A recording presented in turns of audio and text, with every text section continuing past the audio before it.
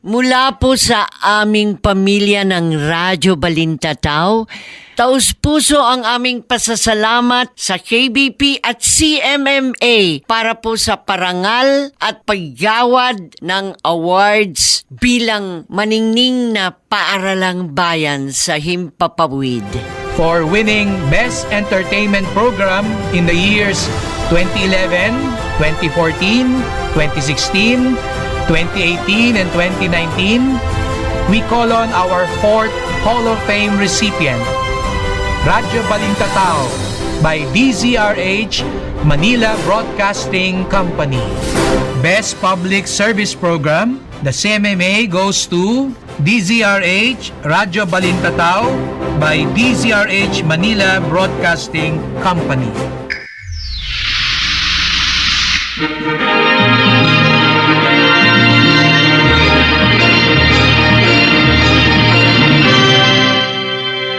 Inihahandog ng Dialect Phase ang Philippine Center of the International Theater Institute at ng Earth Savers Movement sa pakikipagtulungan ng NBC, ang Manila Broadcasting Company ang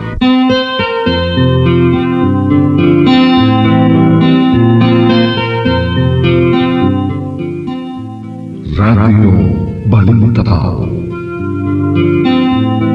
Magandang gabi po sa inyong lahat, mga minamahal naming tagapakinig ng Radyo Balintataw. Ito po ang inyong lingkod, Cecil Guidote Alvarez, sa ngalan ng Dialect ng Philippine Center ng International Theater Institute at ng Earth Savers, pinarangalan na UNESCO Artist for Peace. Buong lugod po namin kayong inaanyayahan. Nasamahan niyo po kami ngayong gabi sa isa pong natatanging pagbabahagi ng Quincentennial Celebration na mula naman po sa Bohol. At tayo po ay mapalad na meron tayong mensahe mula sa gobernador ng Bohol. Kilala dati pa na talagang merong pagmamalasakit sa sining at kultura, maski na nung siya po ay congressman, maski na siya po ay cabinet member. Si Governor Arthur Yap. The Quincentennial Celebration of the Magellan Expedition has enabled us to focus on the momentous events that forever changed the destiny of our people.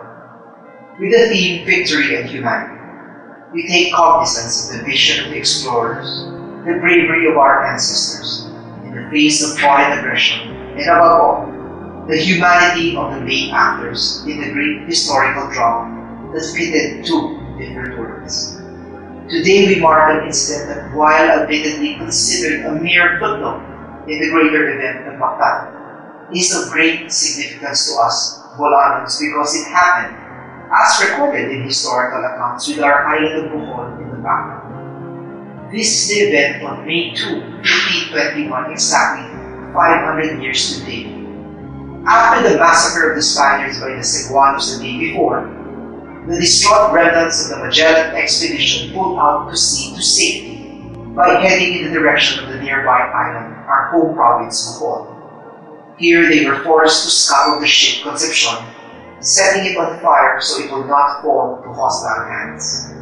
There may be something safe and comforting in our island of Bohol because close to half a century later, in 1565, the fleet of Miguel Lopez de Legazpi also found safety and friendship in the Bay of Irawan in present-day Iloay town. And so, in commemoration of that May 2 incident 5 centuries ago, we put up this radio drama that attempts to probe into the thoughts and feelings of 5 of the leading characters of the time, with the hope that with this presentation, we may gain more insights into overall events of the Magellan expedition as well as its significance to us today. For this, we express our gratitude to Radyo Balintataw, most especially to its host, Madam Cecil Guidote, for giving Bohol a slot to give our local initiative for national airing. Originally conceived to be mounted on stage for the unveiling of the NHCP Quincentennial Marker in Maribohong's Punta Cruz Watchtower Complex, a site overlooking the actual sea lane where the ship Concepcion met its fiery end. It is our hope that our listeners will be inspired to take a more serious look into this year's Quincentennial celebrations. This June, on the occasion of the unveiling of our centennial marker in Maribohok, we shall mount the stage version of the play Five Voices, and we do hope you will join us then to watch it perform on stage. Thank you, Governor Yap. And Bohol is really a treasured place in the Philippines. Napakahalaga po ng pagpapahalaga sa kasaysayan, sa kalinangan, sa tradisyon. At ngayon naman po, ang ating mensahe ay magmumula sa National Historical Commission chaired by Professor Dr. Rene Escalante. Una, nais ko pong humingi ng paumanhin dahil hindi po matutuloy ang pisikal na pag-unveil ng quincentennial marker para sa Maribohok. Dahil po nag-usap po kami ni Governor Yap at napagkasundoan po namin na ipagpaliban muna ang physical unveiling ng quincentennial marker dahil nga po sa problema natin sa COVID. Ganun pa man, ako po ay nagpapasalamat kay Direk Garde dahil po sa kabila ng problemang ito sa COVID, nagkaroon pa rin po siya ng inisyatibo na magkaroon ng programa sa radyo para po gunitain ang mahalagang pangyayari sa Magellan Expedition itong araw na ito, Mayo 2. Ang araw na ito po ay ginugunita natin yung naganap sa Bohol kung saan pinalubog ng mga survivors ng Magellan Elcano Expedition ang barkong Concepcion dahil nga po sa wala na po silang sapat na crew na magpapatakbo ng barkong ito. Meron po kaming 34 na quincentennial marker na i-unveil sa buong Pilipinas at hindi po lahat ng mga markers na ito ay madadaluhan ko. Pero sa aking schedule, ginawan ko po talaga ng paraan na mapuntahan ang Bohol dahil po ang probinsyang ito ay napalapit na po sa aking puso dahil sa unang 3 taon na ako'y nanungkulan bilang chairman ng National Historical Commission, ito pong probinsya ng Bohol ang may pinakamaraming proyekto dahil nga po doon sa naganap na lindol noong 2013. Bunga po nito, nagkaroon po ako ng malalim na pakikipagkaibigan sa ilang mga opisyales ng Bohol. Simula po sa mga opisyalis ng simbahan, kina Bishop Medroso, at tinaram po sa ating kasalukuyang obispo, si Bishop Abet Uy. Kahit po si dating gobernador Ed Chato, na ngayon ay kinatawa na ng probinsya ng Bohol sa Kongreso, ay regular pa rin po kaming nagtatawagan sa telepono kung meron po mga batas na gusto niyang maging partisipante ako sa kanilang discussion. Muli po, binabati ko po ang lahat at nawa po ay matapos na itong problema natin sa COVID nang sa ganon, matuloy na po itong ating pag-unveil ng quincentennial marker sa Bohol. Salamat po, Direk Garde. At ngayon naman po, meron tayong sneak preview para sa gaganapin sa Hunyo na naantala May 2 sana para sa makasaysayang kaganapan sa Bohol. Kaya't kasama po natin ang direktor ng produksyon para sa ganitong pagbubukas ng parang pinto, ang sasabihin natin para maliwanagan tayo sa kahalagahan ng Bohol kasama dito sa Quincentennial Celebration ay na dito si Gardy Labad. Siya po ang chairman ng Philippine ITI Music Theater Committee, cultural animator ng teatro at kultura dyan sa Bohol, kasama ang creative team niya of architect, actors, writers, composers. Gardy, take it away. Maraming salamat, Mother Cecile, Mama Cecile, ang aming talagang inahan or ina sa teatro, sa kilusan ng pangteatro, even 40, 50 years ago. No? At daladala namin ang aming adikain sa PETA na kanyang renowned, no? Na ang ating teatro ay dapat sumalamin sa ating kasaysayan, kultura at mga adikain. So, nang dito ako sa Bohol, they requested me and we offered also to do a cultural program as part of an important event today na aming kino-commemorate. No? Today is May 2. Ito po ang araw 500 years ago na dumaan ng ekspedisyon ni Magellan galing sa Cebu at kanilang idinaan sa Bohol kasi they were running in flight from Cebu dahil nga sila or else they would have been more massacred kung they stayed longer there. At napadaan nga sila sa Bohol at doon sila nag-decide na isunugin ang isa sa tatlo nilang nalalabing mga karak or barko, smaller types of galleons. So mamaya explain ng aming creative team na writers, historian si Sir Marianito Luspo. So ngayon, narinig nyo ang message ng aming governor at si Director, si Chairperson Rene. Aking po pong in-introduce ang dalawang members ng creative team at yan po ang magre-represent ng provincial committee namin tungkol para sa celebration ngayon. Ito po ay aming sinuspend kapagkat po lumaki po ang incidence ng COVID sa probinsya. In the last 3 weeks, talagang dahan-dahang umangat at ayaw naming magkaroon ng risk. Ang original po, magpapalabas kami dun sa Punta Cruz, nandun ang Lobo Choir. Itong drama nyo mapapakinggan ay live sana and it would have been streamed nationwide. Itong aming reenactment ng nangyari sa May 2. So, ang members na magtutulong sa pag-explain po ay ang architect, si Architect Nino Gidaben, isang actor, isang director ngayon ay architect na at consultant ng provincial government, and po ay member ng provincial team na nag-prepare ng event na ito. So, Architect Nino, could you please explain the situation as of now and a little bit about the site na kung saan natin gagawin sana ang commemoration na ito or unveiling ceremony ng NHC? Okay, maraming salamat po Sir Gardy. First of all, I would like to explain bakit doon natin nilagay sa Punta Cruz yung landmark, because initially it was really supposed to be in front of the provincial capital, and during the consultations with the governor and with NHCP and with the team of the TWG, the governor cited that it would be more highlighted if it will be in the bay along where the Concepcion was really burned. So mas mabibigyan siya ng halaga talaga if the landmark would be placed in the very site where you could see the Concepcion being burned. So that's presumably along Maribohok Bay. So ngayon, actually, pinabilisan natin yung trabaho sana because it was supposed to be commemorated or inaugurated today. And sad to say, with the series of cases of COVID, so para siyang naantala. But definitely, the place could have been ready and it could have been a perfect place for the program for the commemoration of the 500 years of Quincentennial celebration. Ano ba ang kinonstruct doon, Architect Nino? Yes, ang kinonstruct po doon is the concept really is putting the landmark on the very place where the picturesque site of the Maribohok Bay is located. And did you mean the landmark is a marker? It is a marker. Okay, marker. Yeah, it is a marker right in front of the Punta Cruz Watchtower. And ang konsepto po natin dyan is to be as subtle as possible, but the site or the flooring is reflective of like a wooden galleon flooring. So the flooring would be made of textured like a wood, and around it are very subtle lighting which would highlight the marker for the marker. And tinanggal din po natin, Sir Gardy, yung parang very massive na mga railing around the site kasi it's all concrete and we wanted to make it more open. So we made a glass railing around so that mas makikita po natin yung dagat from the site or from the marker. Yun, napakaganda.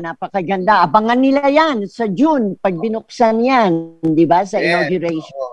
Okay, so now, Cecile, I would like also to hear from our beloved historian, my teacher of Bohol history and Visayan history for so many years. Siyang sumulat din yung ginagawa naming Dagohoy musical, Dagon sa Hoyohoy. He will shed light about yung historical background, mga characters, bakit itong mga characters pinili, anong inspiration niya. And we're very, very happy that he's here, our playwright director, and now the executive director of Balay Kabili, the Heritage Center for Boholano Studies of the Holy Name University. Please welcome Sir Marianito Luspo. Magandang gabi po sa ating lahat at magandang gabi po, Madam Cecile. It's a pleasure to be here.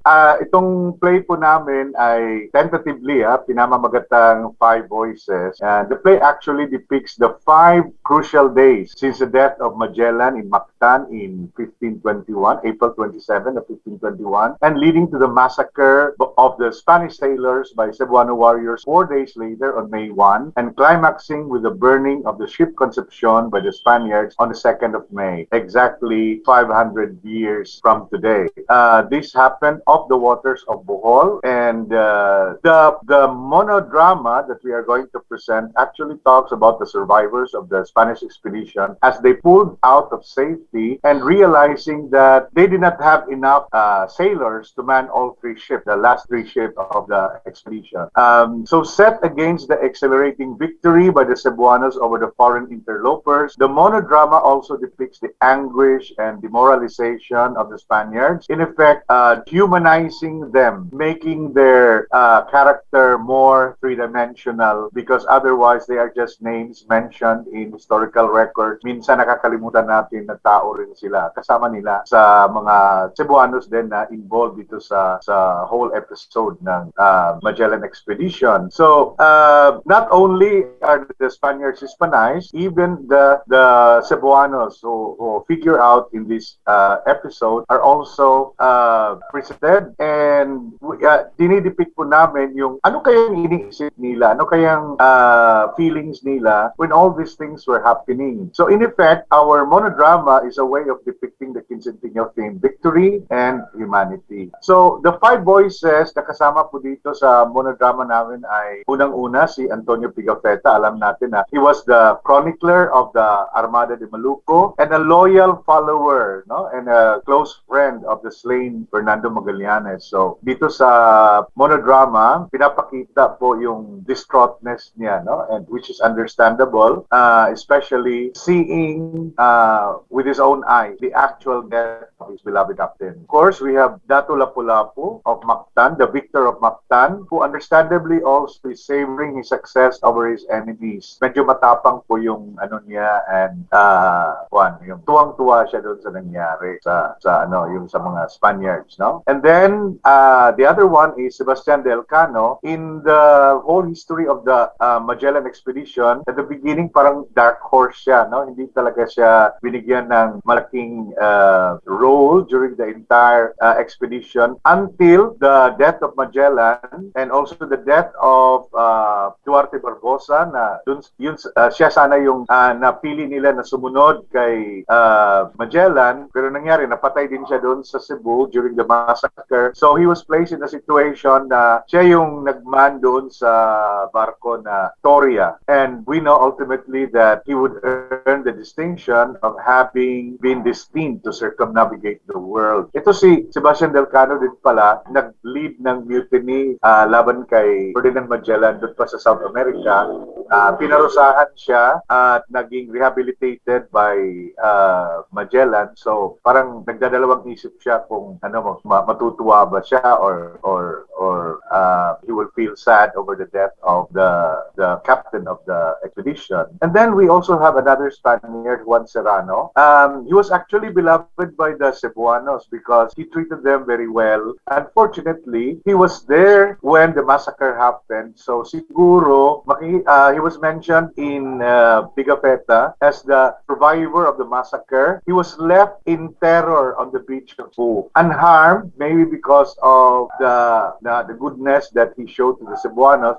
Pero at the same time, he was in terror because he was facing the prospect of either death or enslavement. And we knew all those who survived the massacre had been enslaved by the Cebuanos. No? And finally, we have Enrique de Malacca, the former servant and slave of Magellan, who was promised his freedom upon the death of Magellan, but it did not happen because Duarte de Barbosa looked on him and said, no, ano ka pa rin, slave ka pa rin. So, nagalit siya So he chose to cast his lot with the Cebuanos. Now, it's not really known if he was from Cebu. The only thing that we know of is that si Enrique de Malacca ay nabili ni Magellan sa Malacca in Malaysia, no? Present-day Malaysia. Pero nagulat sila dahil pagdating nila doon sa Visayan Island, kaintindi na siya sa salita ng mga tao doon. So some people say, baka Cebuano din siya. But it's not really certain if he came from Cebu. So in the monodrama, I picture him as somebody he was not really so sure about future kasi kahit na he was with the victorious side of the conflict, pero hindi siya sure, no, kung tatanggapin ba talaga among people who are not really his own. So all these five voices, the interplay of emotions between all the five characters are all depicted in this monodrama tentatively entitled Five Voices. Yun lang po. Gardy, napakaganda ng magiging pagbibigay buhay dito sa mga tauhan na biglang magiging kasama ng ating mga mamamayan. Okay? Ngayon, dahil talagang kilala kayo sa Bohol para sa musika at para sa pagbibigay ng himig na talagang you will always remember. Baka maaari mo namang pabahagi ang musika na kasama sa inyong monodrama presentation. Hey, Cecile, ang original program kasi sa live ay meron kaming reenactment nung isang palabas namin sa Lapu-Lapu City 2019 when we did an NHCP produced multimedia production called Mangayaw, ang mundo ng ating mga ninuno. Okay, it was a 1-hour show, music composed by Odoni Pestelos and Jem Tarok, no? Si Odoni is Boholano, okay, and it was performed by about 300 performers from across the Visayas Island. We were cooped up there for about 2 weeks and we staged it in the Hoops Dome at merong projection mapping. It was successful and the NCP was very happy about it. But the plan was it could have been toured around but dumating nga ang pandemic. Alright, so ang ginawa ko para may background din, so gumawa kami ng version sana na Mangayaw, ang mundo ng mga ninuno sa Bohol. Okay? So para rin magkaroon ng localization nung story yun, ang civilization that we had even before the arrival of the Spaniards. So itong unang kanta na actually 3 languages to, no? Merong Cebuano, merong Waray, at may Hiligaynon kasi we wanted to really be inclusive in terms of the culture of the Visayas at that time. Okay, composed by our 2 composers and sung by different chorals, no? So this is one of the first songs. It's called Dagat Aming Inahan. The sea is our mother. Okay, it talks about how our ancestors lived and engaged with the seas, no, as part of their important maritime civilization. Okay, so I think we're ready to listen to this.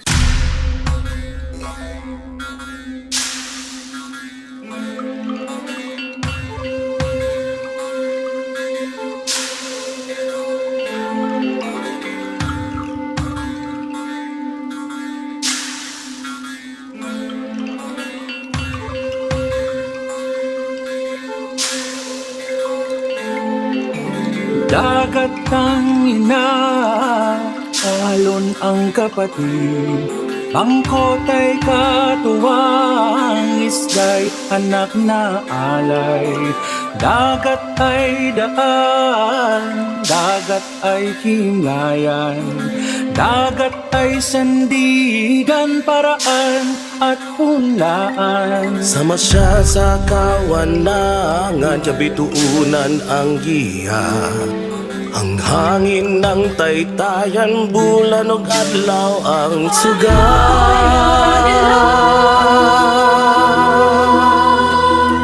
Hanapin ang ating buhay.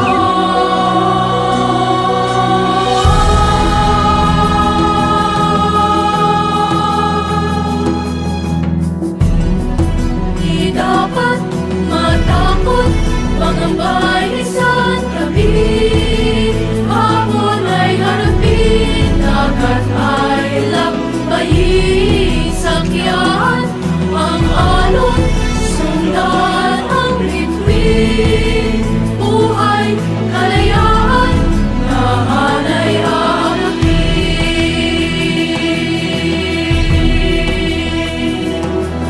Bisan diin kita datun, pag-unadalan pagsusubayon, diin magnanabigar, nagkulatan karikuhan, pakiksabot patigayon sangkay uribok. Andam ato bangon tanan kakarato. Dagat nga amon iloy kami pagkadala, sa kundiin mo gusto kami makapadulong, sa baybay o kun bukid para o kun kalasangan, kundiin man pagkadalon sa dagat nagikan, ang paglayag sang lahing mapagsig. Dapat matakot ang balisan tabi, hamon ay harapin, dagat ay lang may sakyan, ang alon sundan ang bitbit, buhay kalayaan, lahat ay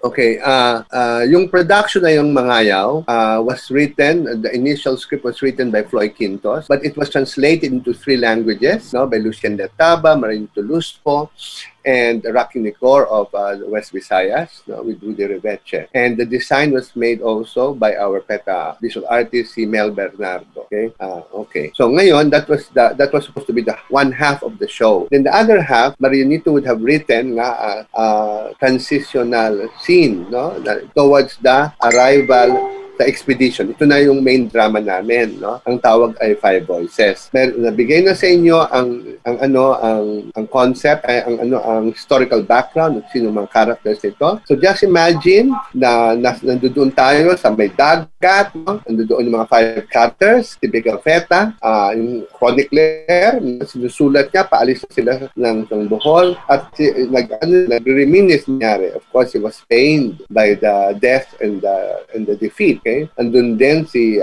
Cano, si Bisanel Cano, yung leader nila ngayon. Nandun din si Lapu-Lapu, no? Of course, tuwang-tuwa siya. Pero ang pag-depict namin dito, hindi yung the usual young, muscular Lapu-Lapu, kasi talagang 80 years old na po siya nung nangyari ito. Tama ba ako, Marianito? Yes, tama. Tama.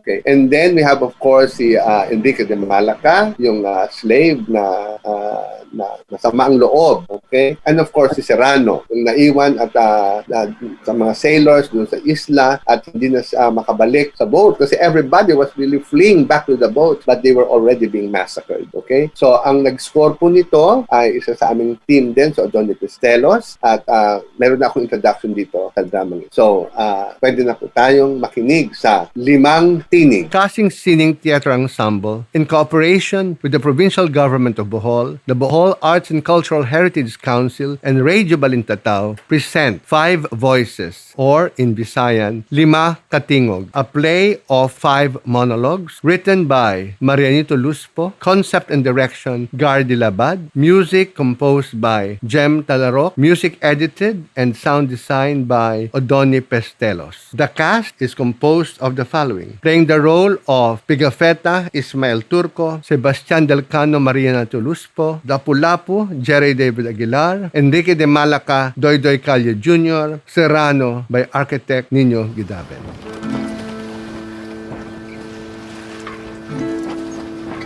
Pigafetta. Caramba! 2nd of May, the year of our Lord 1521. It's been 5 days, 5 horrible days since that disastrous skirmish in Mactan.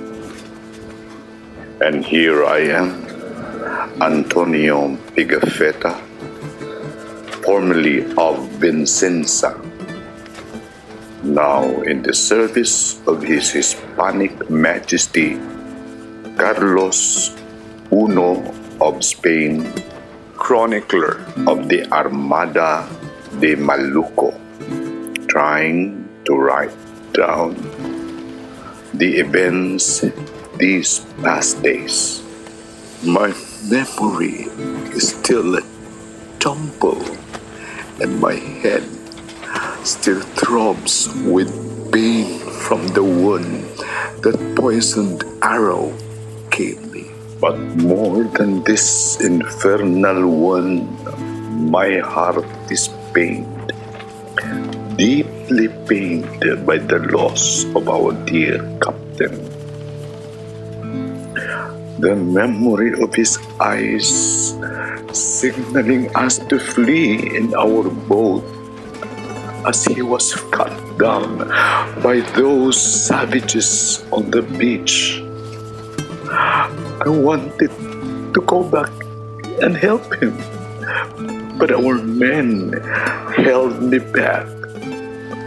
My eyes blurred with tears as I saw him die. Our mirror, our light, our comfort, and our true guide. He willed us to be safe, and I was unable to save him.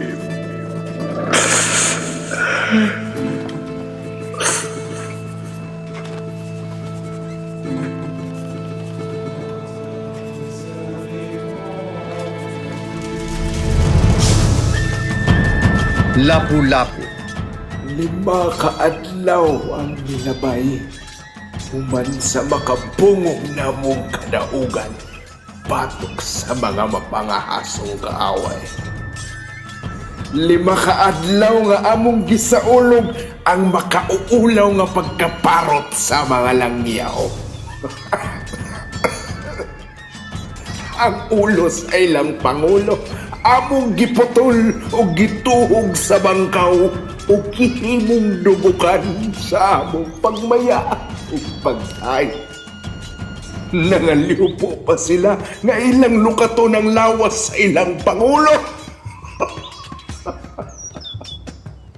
Pangitaan ninyong mga iro sa baktan nga mitangag sa gitangod-tangod na mong lawas sa puti ninyong hari. Sa luma ninyo ang kadagatan ug abuga ang mga isda na may kit-kit sa bukog sa inyong lamaw. Hangyua ako ninyo. Si Dato Lapu-Lapu nga nagmadahog kong hari sa Mactan ug sa Sugbo ug sutaa kung aduna ba ako'y nahibiling kaluoy na ikasabwa daw mo aron mo alim sa inyong pagpangutan.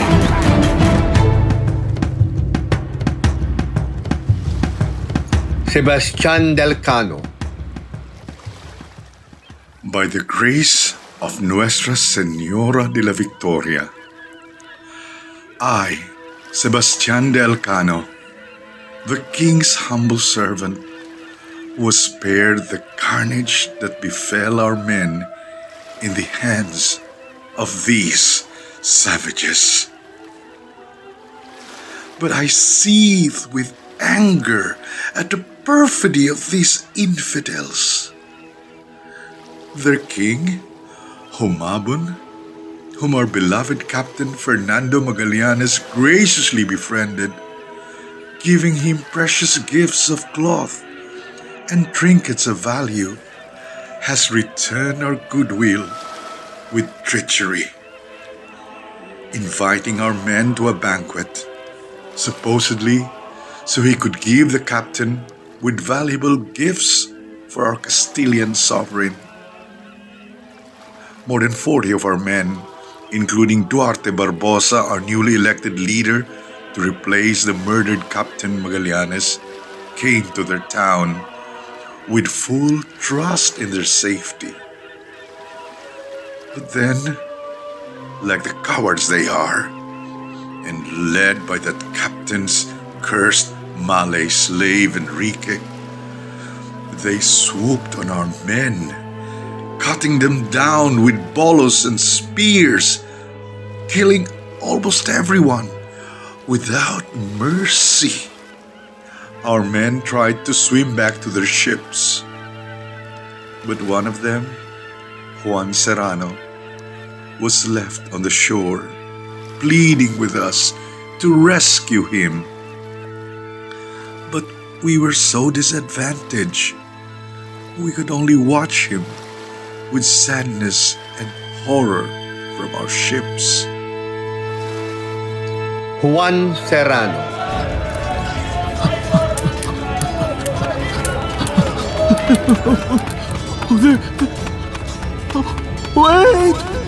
Wait for me!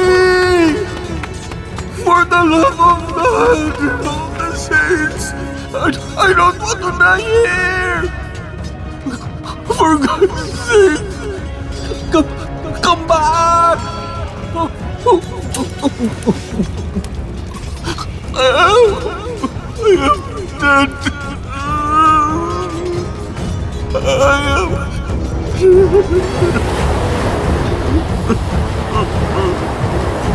Enrique de Malaca. Dagan, Sirano! Dagan! Bisan unsaon, dili ka makaipsot sa kayugot sa mga tao. Sapagkat tinuod, wala ako'y pagdumot kanimo. Paayo kang tao, Sirano. Pakiangayon ka ug mahigalaon sa mga uyamot sama ka nako. Sa dihang nakiglaraw ako sa tago, uban kang haring humabon. Aron kamo among laangon ug patyon. Wala ikaw sa huna-huna ako. Si Duarte Barbosa ang tumong sa akong kayugot, dili ikaw. Apan hanig kamo sa kadautan. Pusa na apil kamo sa pagpanglin o paglaglag. Pusa, kawata ang umaabot mong paghukom. Tingali dili kanila patyon. Apan, andamang imong kaugalingon na magpuyong dinaog-daog nga ulipon. Pigafetta. We barely escaped with our lives as we heard the screams of terror from our men who have gone ahead to the banqueting place ashore. We immediately lifted anchor and moved our ships away. Even then, we saw our men slaughtered by those heathens, while those who managed to escape swarmed towards our ships, draining blood on their wake. Then I saw Juan Serrano running in terror at the beach. He was a sorry sight, and my heart went out to him. But what can we do? The crazed savages wanted to us all dead, so we left him.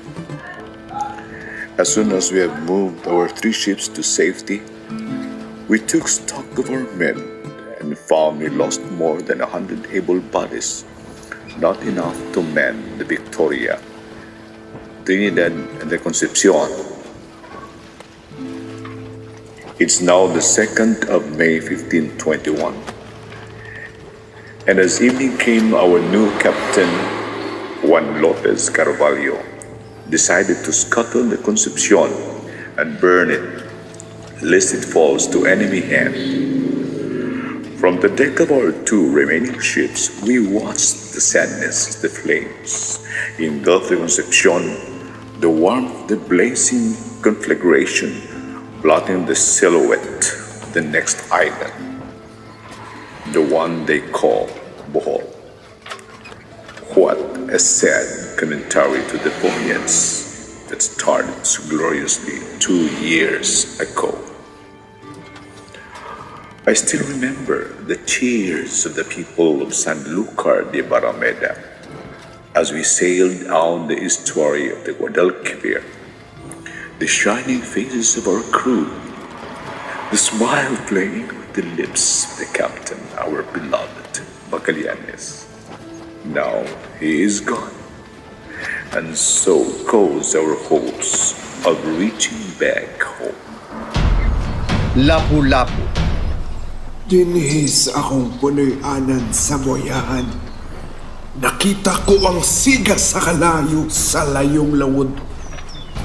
Walay duha-duha, ilang gisunog ang ilang magarbuhong paraw nga daghang layag. Dilaba! Hudang na ibilin paglaob ning mga dayuhang ngod o babangahaso. Sampit ko lang sa kaitasan, pangamuyo ko kanimo, Aba. Kuno ba ang gahom sa among mga kaaway o ganuya sila sa halayo aron di na sila mahibalik o muhulga sa among kagawasan. Ako, si Lapu-Lapu, hari nga walay tupong, gawas lang kanimo. Anam na mudalit kanimo gasa, tunggalang ang akong pangindahay. Enrique de Malaca. Oo, ako nagmadaugon o natagamtam ko ang tumang kalipay sa akong pagpanimalos. Apan, dili ko masabot ang gibati ning akong dughan. Samtang naglantaw sa dilaab diha sa layong kalauran. Nakabawos na ako sa ilang pagpasipala, sa ilang mga lances, sa ilang mga pagbiyay-biyay. Apan, sa laing bahin, ikaguol ko ang gidangatan sa akong giisip nga amahan. Ang akong kapitan, Fernando Magallanes. Bisalig ako sa iyang saad ug kaayo kanako. Bisan ako kabus o ubos niyang ulipon. Apan gitahod niya ang akong ubos nga kahimtang. Aduna usap ako'y gibating kahingawa. Madawat ka ako sa hingpit ning mga katawhan nga dili akong mga kagupa. Dili kini ang akong balangay. Tapwak lamang ako dinhi. Bisan susama ang among pinulungan. Unsay akong pagdangatan sa umaabot. Amahang Fernando! Kung asa ka man gikaroy sa kapalaran, tabangi ako!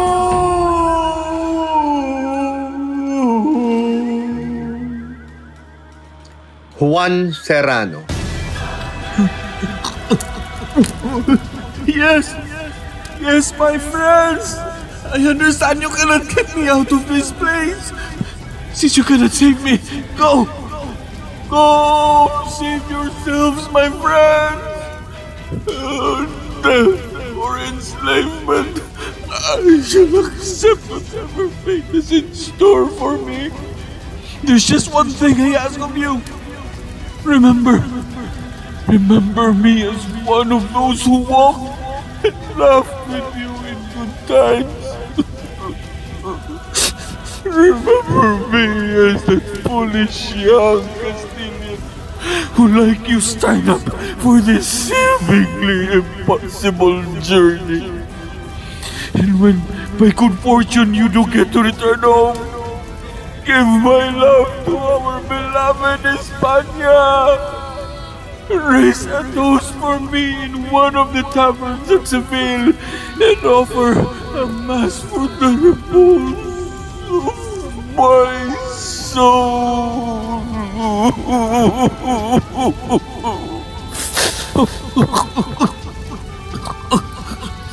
There, put me now. I am ready to face my fate.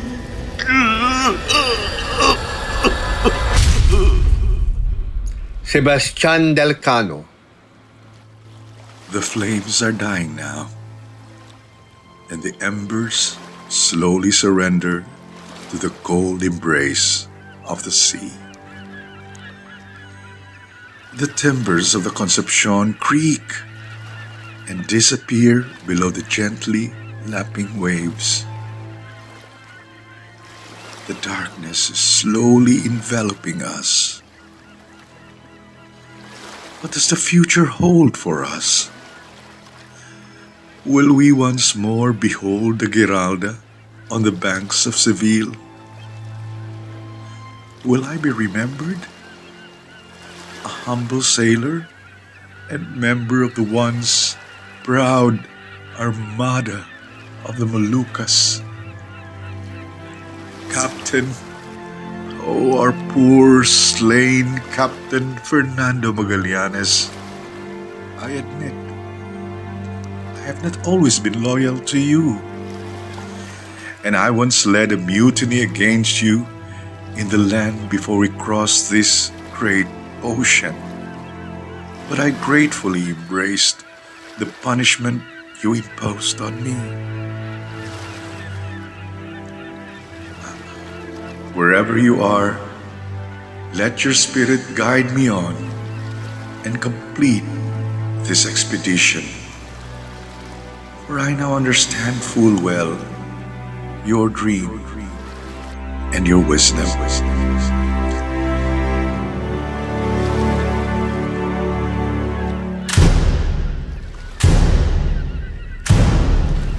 Pigafetta.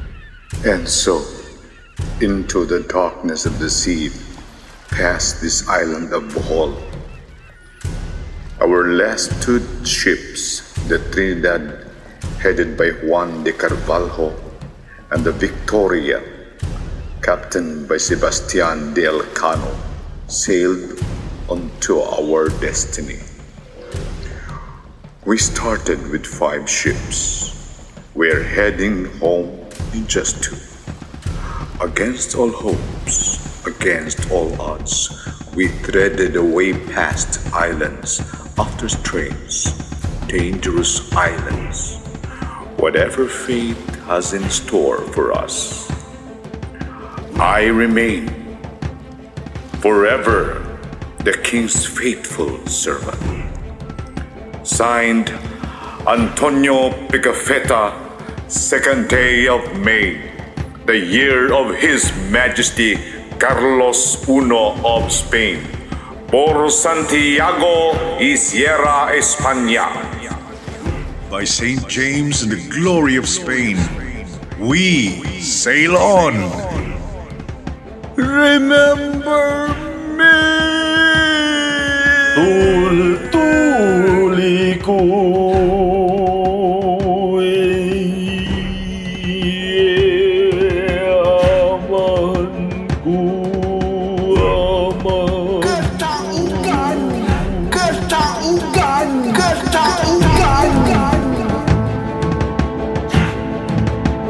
Nagsing-abot na ang mga mangingilad, kita ilang gihagit, dili kita mo ampo na lamang kinabuhi, kahayahay dungog.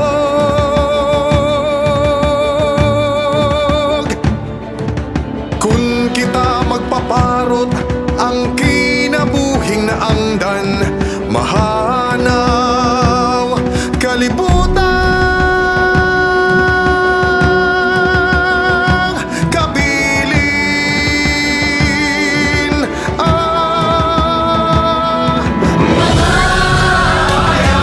Sa panahon ng kadakilaan,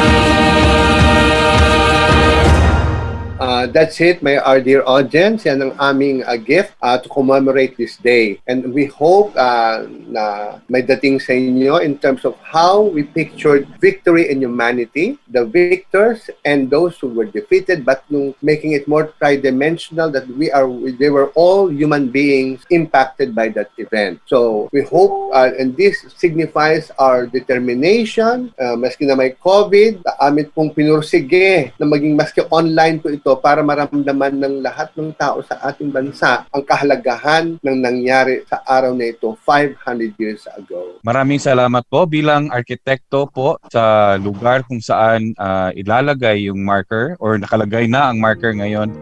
I hope that the way we put up the marker as we envision it, when everything is in normal and everything, when we can travel already, I hope that we will enjoy the site because behind it is the Punta Cruz Tower and we will be able to reminisce how that particular history in the Philippines would be able to inspire us to move on with our lives as Filipinos. Magandang gabi ulit po sa ating mga nakikinig. Ang masasabi ko lang po ay unang-una, yung pinalabas po namin na drama ay nagpapakita ng mga nangyayari sa ating kasaysayan. On our part dito sa Bohol, masasabi namin na peripheral lang talaga ang participation namin dito sa lahat ng mga pangyayari. Ngunit, nagpapakita ito ng isang mahalagang aspeto ng aming kultura. And nasabi na rin ito ng aming gobernador na yung mga nangyari on May 2,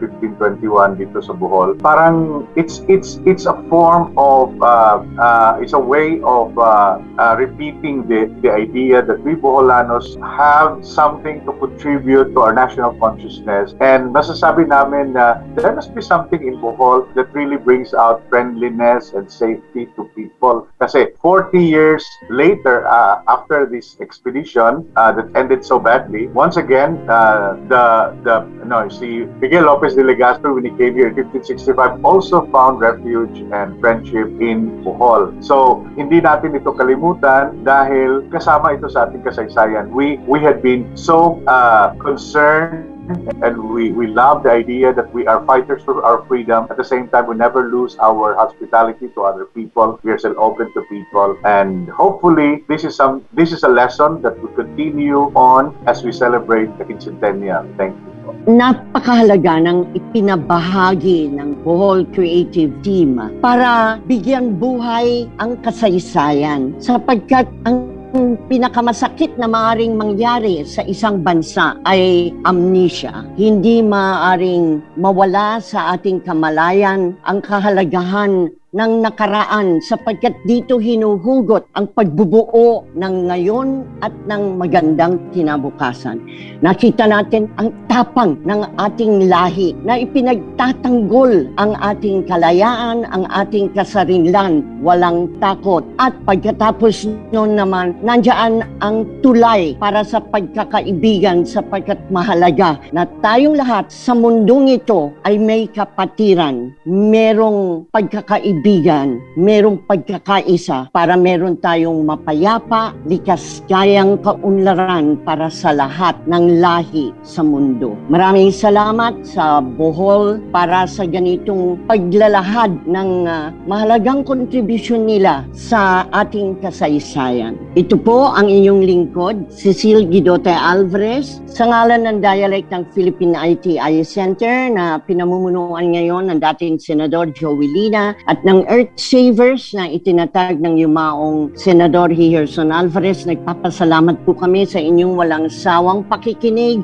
sa lahat po ng aming mga katulong para maihatid sa inyo ang Paralang Bayan sa Himpapawid, DZRH Radyo Balintataw. Siyempre, salamat po sa ating Bohol team, Bohol Local Government, NHCP para sa ating pagbibigay buhay, pagbibigay ng linaw sa ating kasaysayan. Salamat po sa Mapicon, herbal-based insecticide, Tesoros House of Native Arts and Crafts, Casuela Spanish Colonial Cuisine Restaurant, nasa UP Teachers Village, Quezon City, for Maginhawa Street. And for your social media needs, contact info@abacussolutions.ph. Salamat din po sa aming Technical Production Supervisor, Salvador Muyar, Executive Assistant, Susan Claudio ng Caffeinated Palette, at Hexilon Alvarez, Earth Savers National Youth Director. Hanggang dito na lang po at patnubayan nawa tayo ng Panginoong Diyos. Mabuhay ang Pilipinas and keep safe. Para sa mga journalists, ang ating pagbati sa UNESCO World Press Freedom Day bukas May 3 para sa patuloy na kalayaan at pamana ng katotohanan at katarungan.